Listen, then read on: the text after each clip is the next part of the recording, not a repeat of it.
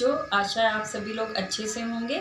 YouTube channel Navyug प्रगति में आप सभी का स्वागत है। आज हम हिंदी की पाठ्य पुस्तक रिमझिम के पाठ 15 बिशन की दिलेरी के पाठ को पढ़ेंगे, जिसकी लेखिका है प्रतिभा नाथ। इस पाठ के माध्यम से उन्होंने बेजुबान पक्षियों की सुरक्षा के विषय को दर्शाया है कि हमें बेजुबान पक्षियों की रक्षा करनी चाहिए। बिशन की दिलेरी, जैसा कि इस पाठ के नाम से ही आपको पता चल रहा है कि बिशन एक 10 साल का बच्चा है और उसकी दिलेरी यानी उसकी बहादुरी।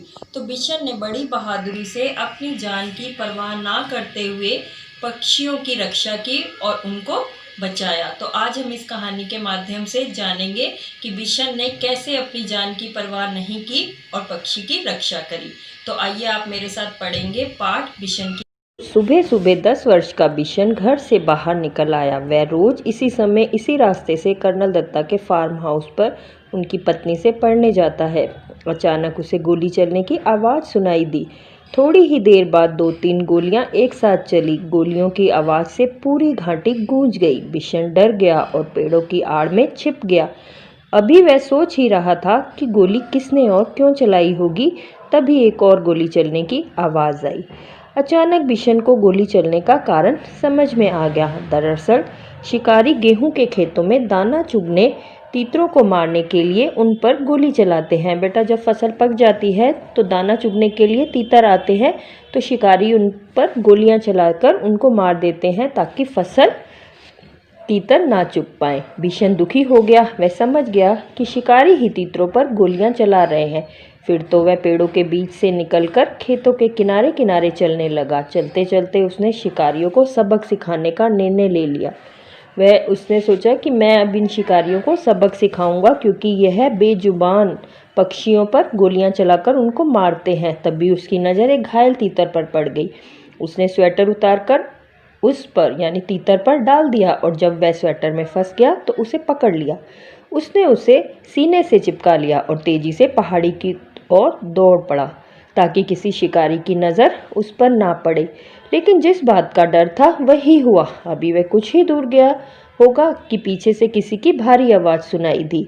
यह आवाज़ शिकारी की थी और शिकारी ने देख लिया था कि बिशन तीतर को लेकर जा रहा है।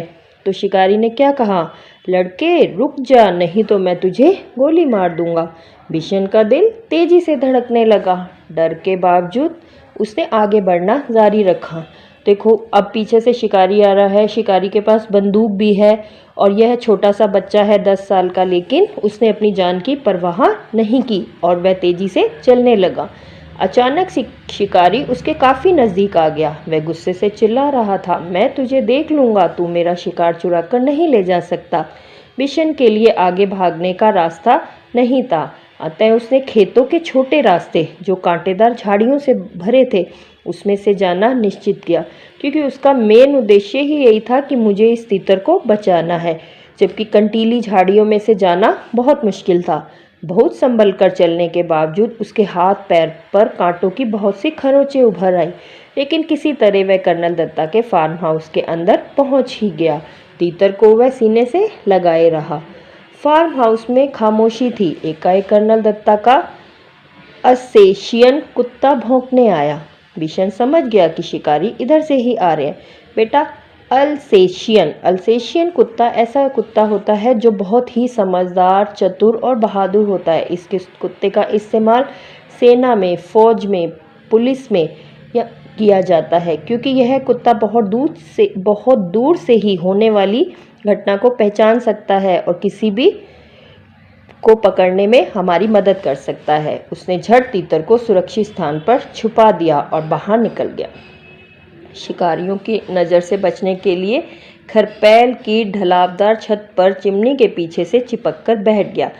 कर्नल दत्ता के जो घर पे थी ना, वहाँ पर एक खरपैल की ढलावदार छत, ढलावदार मतलब जैसे एक झोपड़ी की होती है ना, ऊपर से नीचे की तरफ आती हुई छत, ऐसी छत थी और जिसके ऊपर एक चिमनी लगी हुई थी। वह चिमनी के पीछे छिपकर बैठ गया। यहाँ उसे कोई नहीं देख सकता था, लेकिन वह सबको देख सकता था। वह देख रहा था कि कर्नल साहब का कुत्ता कैसे इधर ही चले आ रहे शिकारियों को देखकर भौंके जा रहा है। आखिरकार शिकारी कर्नल साहब के नज़दीक पहुंच गए। उन्होंने कर्नल साहब से कहा, अभी अभी एक लड़का हमारे शिकार तीतर को लेकर आपके पास छिपा है, हमें उसकी तलाश है। कर्नल साहब आपे से बाहर हो गए। उन्होंने शिकारियों को खूब डांटा और वहां से भगा दिया। बिशन चिमनी के पीछे से सब कुछ देख और सुन रहा था। शिकारियों के जाते ही वह घायल तीतर को लेकर घर की मालकिन कर्नल दत्ता की पत्नी के पास पहुंच गया। कर्नल साहब भी वहां पहुंच गए। फिर दोनों ने मिलकर तीतर का उपचार किया। कर्नल साहब की पत्नी ने उसे दलिया खिलाया। फिर बिशन उसे लेकर अपने घर की तरफ चला गया। तो इस तरह देखा बेटा आपने कि कैसे बिशन ने इतनी कठिनाइयों का सामना करते हुए उस तीतर की रक्षा की और उसकी जान बचाई। तो कर्नल दत्ता ने उससे पूछा भी कि तुम तीतर का क्या करोगे, तो उसने क्या जवाब दिया कि मैं इस तीतर को पालूंगा। तो देखो इस कहानी का जैसे नाम है बिशन की दिलेरी, उसी के अनुसार बिशन ने ऐसा काम किया। तो हमें भी पक्षियों की रक्षा करनी चाहिए और किसी पक्षी को कोई भी तकलीफ हो जाती है या पक्षी को चोट लग जाती है तो हमें भी उसकी मदद करनी चाहिए।